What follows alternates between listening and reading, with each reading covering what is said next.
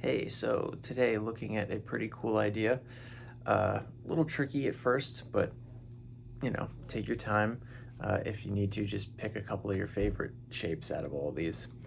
The idea is drop two chords, which is a really nice way of using your four note chords and playing them in all different inversions and stuff like that. Super common in jazz, but also funk and pretty much anywhere.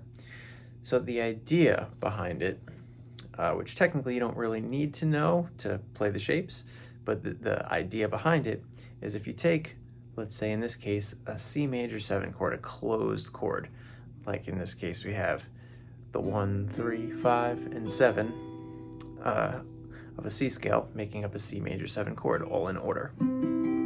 So a nice little closed position chord here. A drop 2 chord is when you take the second to highest of those notes, right? So not the lowest one, not this one, the second to last, going up towards the high note, which is here, this G note, and now moving that down to the bass. So from this G, it's gonna go down to this G, and then we're gonna try to keep all the other notes in there. So to get that down, we're gonna have to change the fingers a little bit to do it, but it would look like this. So I did move that high B that was here to the B on the B string at the 12th fret to make this happen, but it's the same exact octave, same pretty much everything, just a different fret. So that's the idea of how to do these drop twos, what actually makes them up.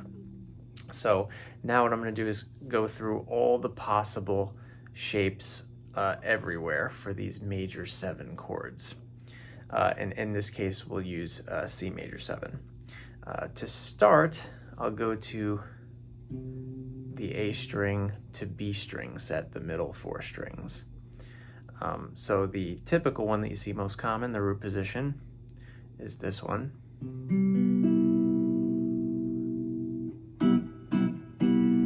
So now the next step is to get to the first inversion, which means the third of the chord will be in the bass. So this is probably one of the trickiest ones of them all. This is a really spread out,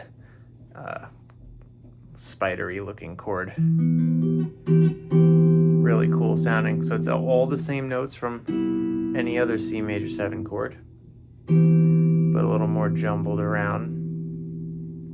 Now to get to the second inversion, that was first inversion, we're gonna have the G or the 5th in the bass, which looks like this. And then for the third inversion, we're gonna have the 7th or the B in the bass.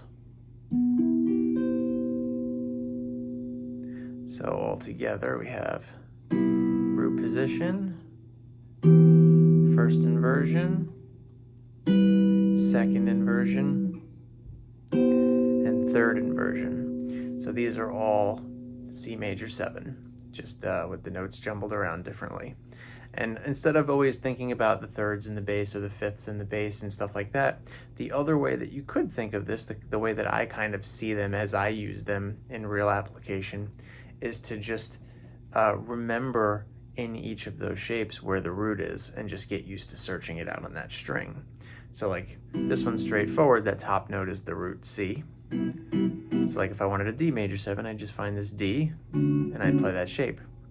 But when you do these C major 7s, for example, like this one, sure, you want to know that that's the third in the bass, or you could also think of it as the C is on the G string where your first finger is in this shape.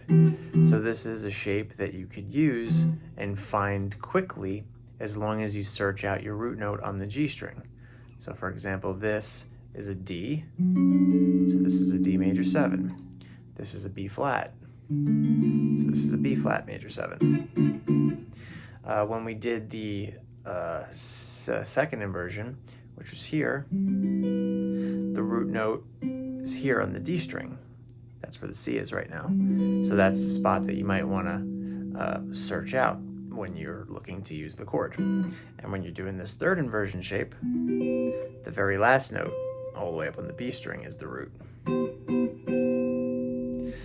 Okay, so now moving to the higher set of strings, just the top smallest 4 strings, D to high E. The root position, C major 7, here's our C, would look like this. Nice little flat bar chord. Now, when we go to the first inversion, it's basically all these shapes are going to be the same as the way they looked on the other set. The only thing is that the B string note will be moved over a little bit. So if we were to go from here to here, first inversion, it would look like this. And our root is here. If we were going to the second inversion, which before looked like this, so the second inversion would look like this, or all the way up here. That's a nice easy shape to grab, and the root note is on the G string. So this is a shape that if you want to move it around, let's say you wanted to play E major 7, find E on the G string, and that's how you would do it. So from there, we now go to the third inversion, which was the one on the other set that looked like this. And now it will look like this. So notice how they sound the same? Same chord, just different set of strings. And then that takes us to the lowest set of strings. Probably the ones that I tend to use the least of them all, but they can still be pretty cool in the right spot. The root position of a drop 2 C major 7 looks like this. So I'm barring these 2 strings here, which is, optional. It could be this as well. You could stack your fingers up like that. The first inversion would be like so.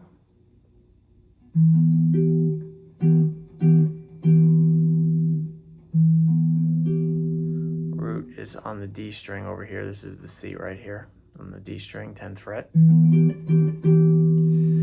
For first inversion, we would move to here, or let's say down here, same thing.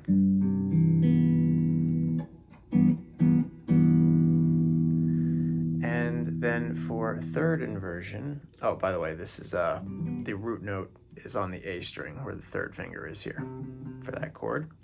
And for third inversion, we would have this,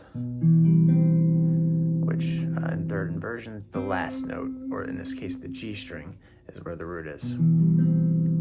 So some of these chords are a little bit more advanced than some of the chords we've looked at in the past, but not all of them are super difficult to play. Some of them are.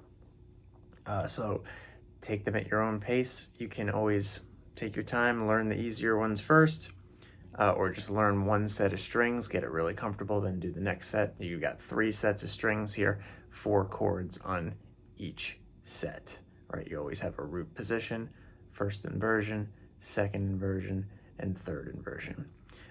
Basically what that means is you have either the root in the bass, you have the third of the chord in the bass, the 5th of the chord in the bass, or the 7th of the chord in the bass. So good luck with your drop 2s.